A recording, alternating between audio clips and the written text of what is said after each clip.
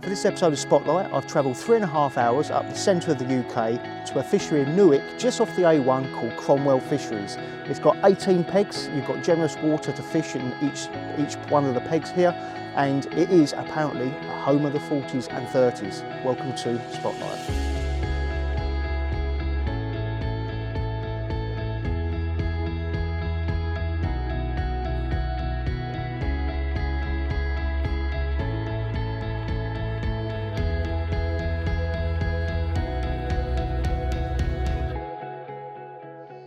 So I've barrowed around now to peg 15, which is the peg that I was drawn. Now I am on the 𝗏𝗏𝗶𝗵𝗏 social, and they've done the draw a little bit differently, where we've done it 2 or 3 days before we've actually arrived. Now the reason for that is, so when we're all here, 8 o'clock in the morning, there's not much messing around in the car park. We can go directly to our swims and concentrate spending more time fishing actually on the lake.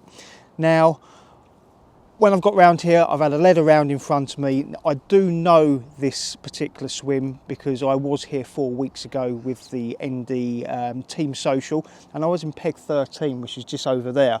Now, Adam Palmer was in this particular swim, and I know full well it's quite shallow out in front. There's a lot of weed, particularly in front of this swim.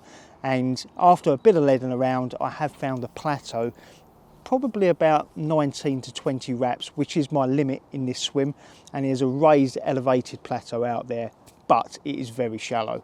I have leaded around to the right hand side of that, and I found a bit of deeper water as well. So basically I've got 2 rigs, one in a solid bag on the top of that plateau, and then I've got one to the right hand side, which is on it's a hinge stiff rig, where it's a little bit weedy and it is like a siltweed on the bottom.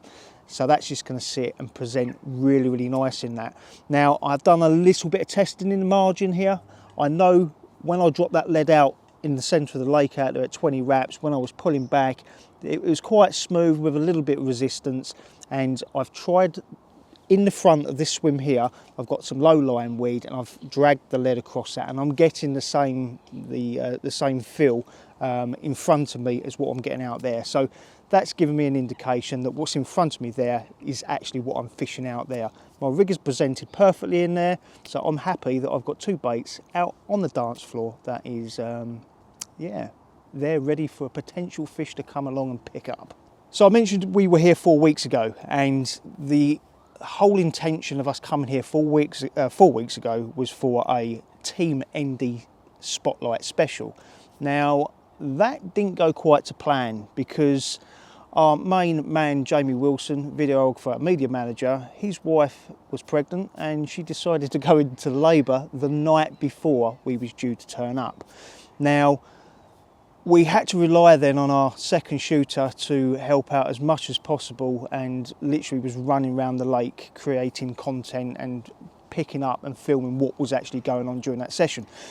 We did a draw, and it was an unusual draw. We had cakes involved, and Kyle decided that we was going to put numbers inside cakes. You pick a cake out, and whatever number was in the cake, that was your swim. But there was a few red herrings in there as well, like swap swims and etc, etc. So by the time everyone got round to their swims after the draw, done their leading around and found their spots, it was time for the actual social barbecue in the evening. The day just went so quickly, and no one actually put, I don't believe, a live rig in the water up until that point. So we all went round to peg 1, and Kyle was there with his gazebo and his banquet that he prepared from his local butcher. And we all had a really, really nice social gathering up there. There was a lot of people that hadn't met before in the team, so it was a really, really good bonding exercise. After that, we headed back to our rods. Everyone settled for the night, and it wasn't long before the first fish was landed by 𝗃𝗶𝗵𝗏𝗍 himself in peg 1.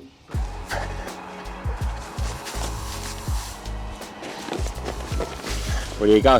That didn't take too long. We've only just got into darkness now. It's probably about 10:30. That is the first fish under the belt for myself. I honestly wasn't expecting it, but you know what? I'm not disappointed with it. By far, it's not the biggest fish in here. There's a lot bigger, but I tell you what, this fish is immaculate. It's a great start. It's something to work with. Yeah, I'm buzzing. Hopefully some of the guys can bag some more tonight. Yeah, here we go. What a start to the social.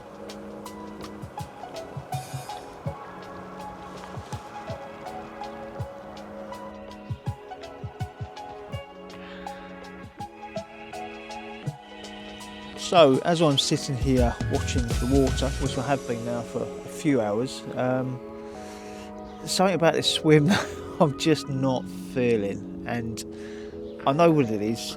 It's getting a little bit colder now, and particularly this swim directly in front of me, the water is very, very shallow. Now I've had swans over my left hand rod for the last hour, and they pretty much, I believe, cleared me out of bait on that particular spot. I've just found out that there's no one in peg 10 in the corner down there, and when we walked around this morning, and when I was here a few weeks ago during the ND social, it was a swim that I very much like the look of, and I can't believe there's actually no one in it now.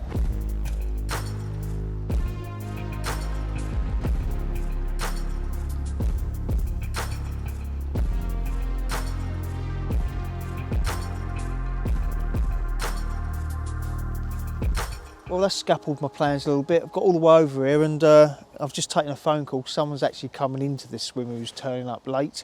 So yeah, I've got to go back to 15, and I'm going to have to work that margin along the right hand side, which is what I was going to do in the first place. And as I'm standing here, there is a big pike down there. But anyway, that's enough of that.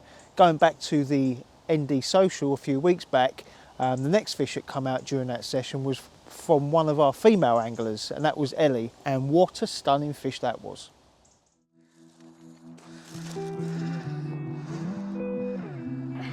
So that's fish number 2 from tonight in the last hour.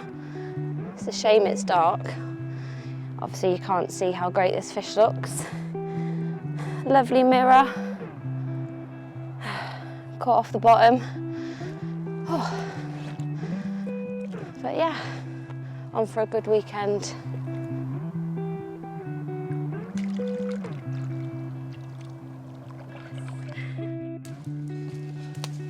Oh my God, that's a lot bigger than what I thought it was, that area. That has increased in size massively underneath this tree. That was not like that 4 weeks ago.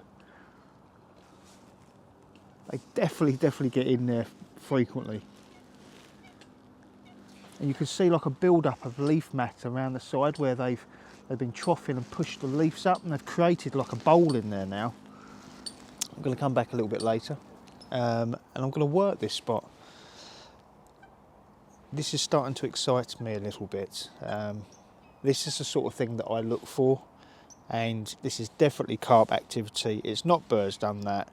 I've seen hit fish here previously. That area has now increased in size since I was here last time, and that's got my juices flowing.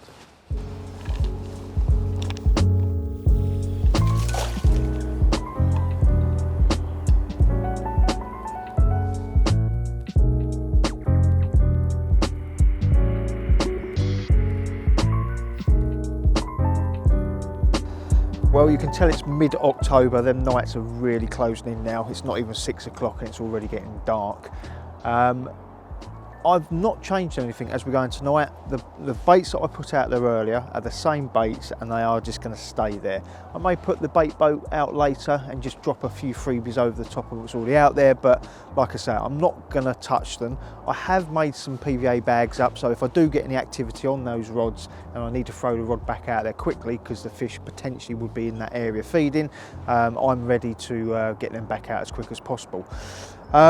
So yeah, this brings me on to what happened last time on the social, going into the second night of that session where I had my first fish. It was a mid-20 if I remember rightly, but I was off the mark. I was off the mark with my first fish, and I wasn't expecting it, so it was very much welcome. So, heard a bit of a commotion over the back. I know someone's had something over there, and then just got back into my sleeping bag, and must be about an hour later, I suppose. My rod's absolutely one-toned me to the point the tip of my rod is bent round and wrapped around my other rod, but it's resulted, get off leaf, in a 31 pound 10 ounce mirror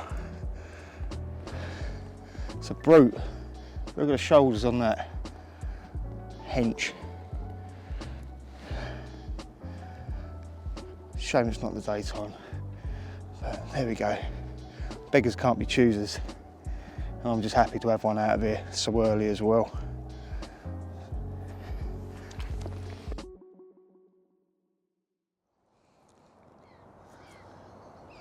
So I thought I'd just come over and check my baited area that I've been trickling bait in throughout the day, and it doesn't look like anything's touched it at the moment, so I'll keep checking throughout the night, and you never know, I might stumble across something grazing on it, and if I do, I've got a rod over there ready to yeah, very, very gingerly just put it in front of them and hopefully not create too much disturbance so that it pushes them out.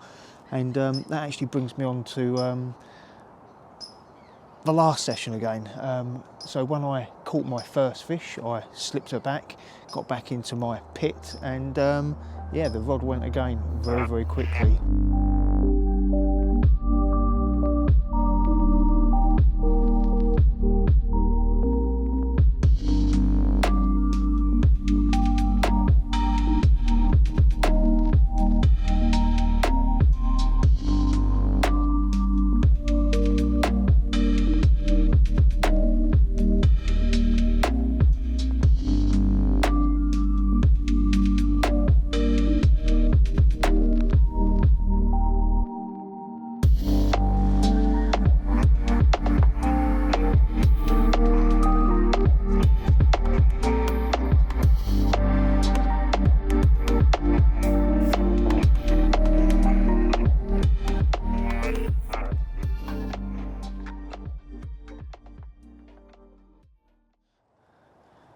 A quite cold night last night, nothing happened, but I did notice one of my lines was slightly slacker than before and the bobbin had dropped.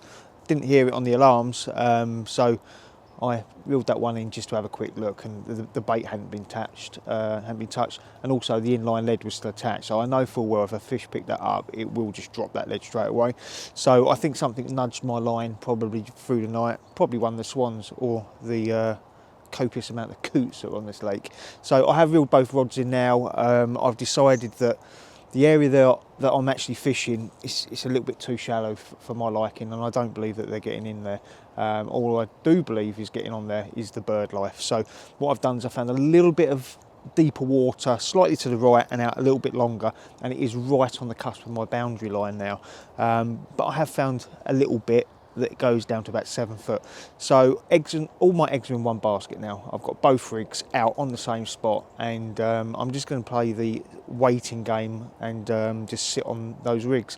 I'm going to put the boat out there, keep topping up little and often, but not too much, because I don't want to put too much bait in there, because I don't think I need to in that depths of water. I don't think the bird life is a problem out there. So yeah, what I'm trying to say is I'm adjusting my baiting tactic to what nuisance things are picking the bait up, and also what fish are potentially picking the bait up. So that's happened. I've got the rigs out there now, they're on the dance floor, and I walked up along the margin where I put a little bit of bait last night, and there was a fish actually sitting directly on top of it this morning. So what I've done is I've got the GoPro, and I'm going along the margin and having a look to see if I can find some other fish. Now that particular fish that was on that baited area has moved out. I did put a bit more bait out there, I put a rod in there. I went back to my bivvy and that alarm went. I jumped up thinking I had a fish on, and yeah, like I say, there's a lot of coots on here, and every single coot on this lake I think was in my little snag area diving on the bait that I put in. So I don't think it's going to produce a fish during the day, but I think at night time that may be a different story. So the rod's going back out on that spot only at night tonight.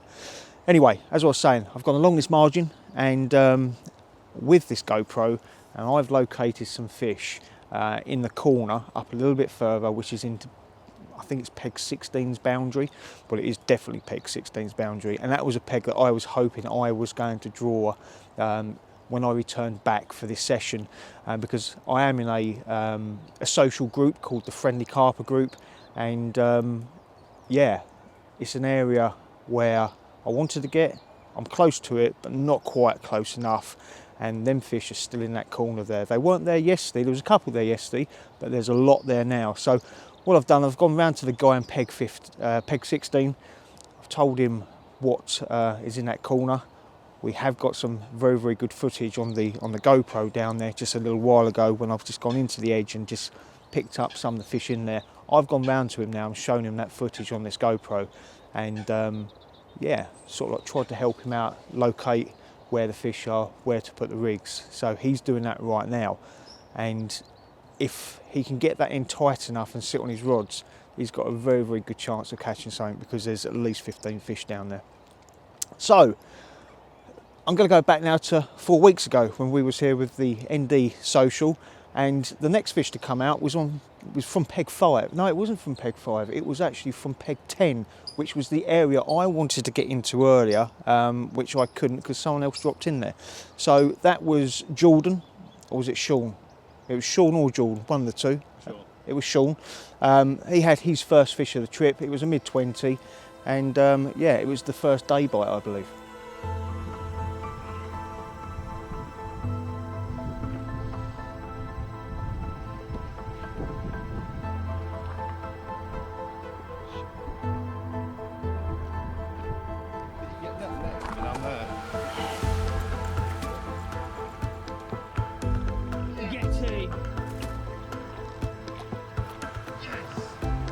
So we was waiting for the southwesterly winds to turn up, and they did.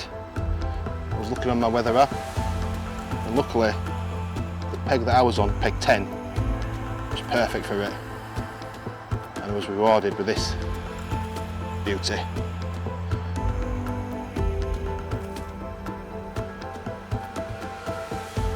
I was just going over to my snag, just put a little bit of bait in. Jamie was standing directly over top of my rods, and I took about 10-foot steps away from my swim. It ripped off. From nowhere. And this is the, well, both these rods are on the tip of my boundary in this swim, and I found that little bit of deeper water, which is what I wanted. I wasn't happy with that shallow area, and fish is coming in at me. Yeah, so I've moved it off the shallow bar. I didn't think there was anything going on there other than bird activity, and that little change has worked.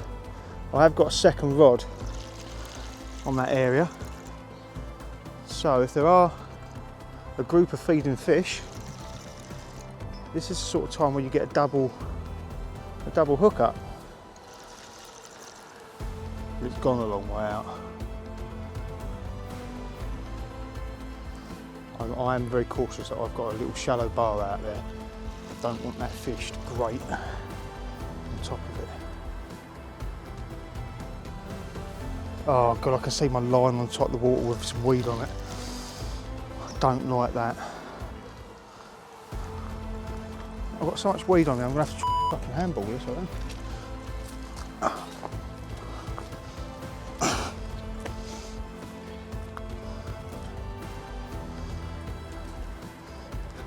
There's a carp on the end of it.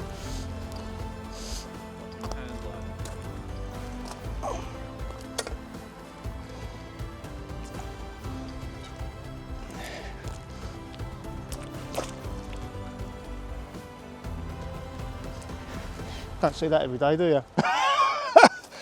Oh mate, so much weed on my line. I couldn't get it through the eyes. I've got tiny little eyes in them scopes, and do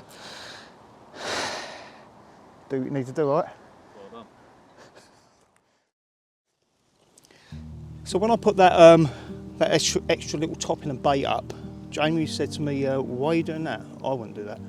And I explained to him, I didn't put a lot out there anyway, but I need to take into consideration the nuisance fish, any bird life, etc. Now, I don't believe there was any bird life at those depths, but there were definitely nuisance fish. So sometimes just by leaving your rigs there soaking, they've been there for a while, they're starting to get washed out, and just by topping a little bit of bait, sprinkling back over existing rigs, can spur on a bite quite quickly. And that's what's happened here, I believe. It wasn't instant, but it was within half an hour of doing that. And we've got ourselves a carp that just goes over £30. Jamie was right, I was wrong. It's very, very wide across the top. But yeah, another 30 to add to the list. Beautiful fish, lovely colours, mouth immaculate on this fish. Yeah, well happy. And look at that starburst pattern on the tail. Mega. Let's have a quick look at the other side.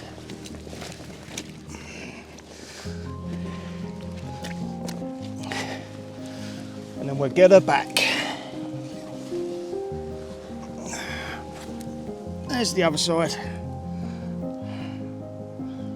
Absolute stunning fish.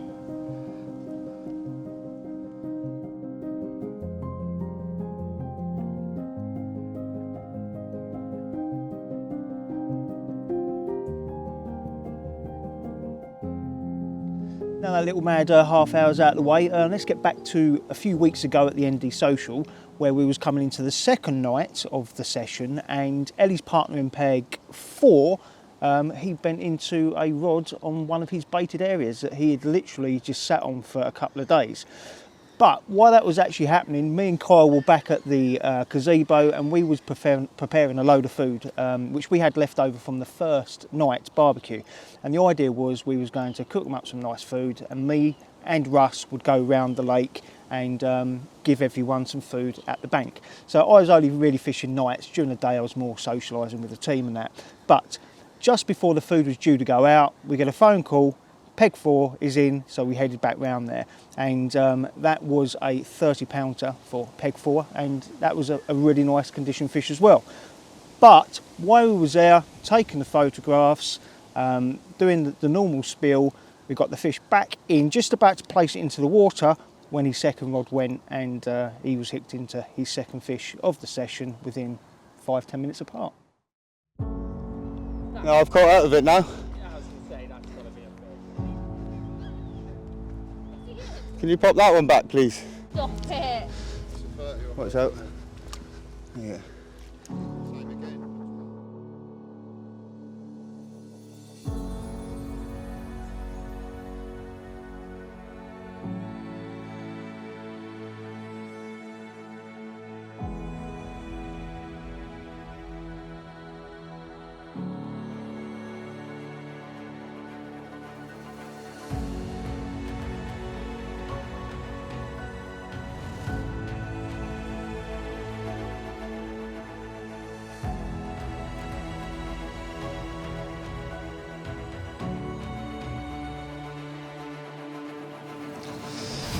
Right, so we're heading into the last night of this session, and the area where I've been pre-baiting, where the coots were absolutely smashing it to pieces earlier with everything I was putting down there, they've now disappeared.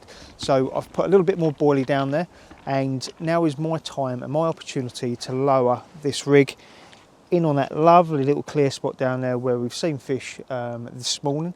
Hopefully they're going to come back in here again tonight, or into the first early hours of the morning, which they did actually the last time I was here as well. I see fish here, we've seen them here again, so this is a frequent place where they come and visit. So we've got the boilie down the bottom. I've got a different rig to what I've been fishing out there, and this is a stiffer section with like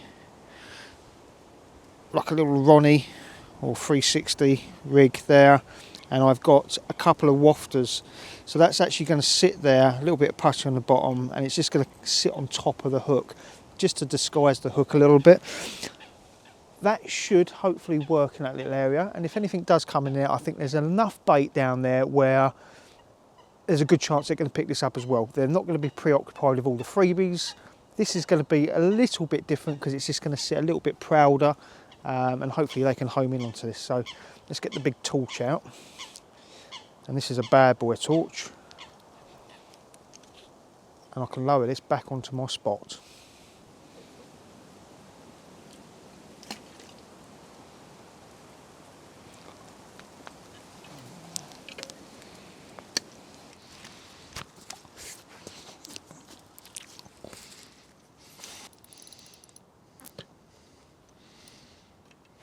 I can see my rig, look there.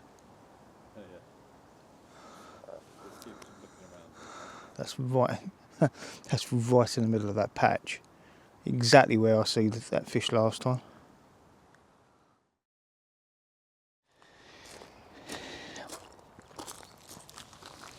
Woo!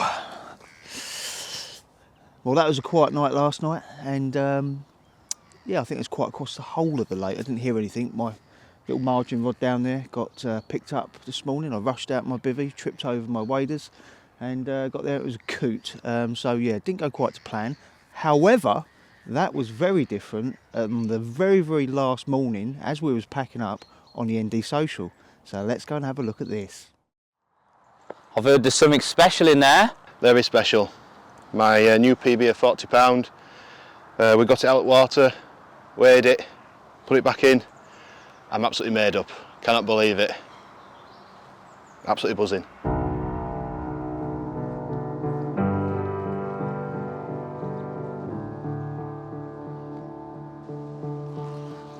So there we go. That shows you that yeah, leaving your rods out to the last dying minute can result in producing a potential PB, which is exactly what happened for Sean over there. Well, there we go. I said it was a donkey, and it is a donkey. It's a new PB for Sean, one of the Carp boys at 40 pound, 8 ounces. What was your PB before? 32? 32. So yeah, another cracking end to another episode of Spotlight. Yeah, over the moon for you, mate. Absolutely over the moon. Let's get this back. Yeah, Sean really put the effort in. He had a game plan and he executed it. This lake, Cromwell Fishery, is the home of the 30s and 40s, and the fish that we've seen come out of here have been absolutely phenomenal. The condition of them, and I kid you not, I haven't gone to a day ticket where I've seen so many, well, every mouth was pristine. A few little pinholes, but there's no tears, there's no rips in their mouths, there's nothing. They're generally in really, really good condition. Highly recommend coming here.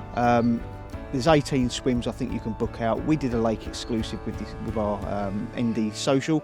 We had 13 on that trip, there's 18 on this trip, and we've had some more fish come out. There's not been as many as last time, but there's still been 3 fish come out. 2 over the other side. I've had 1 for myself over the 48 hours, but we are going into winter now, so it's going to always slow up a little bit. But yeah, thoroughly enjoyed this trip, and yeah, see you again soon.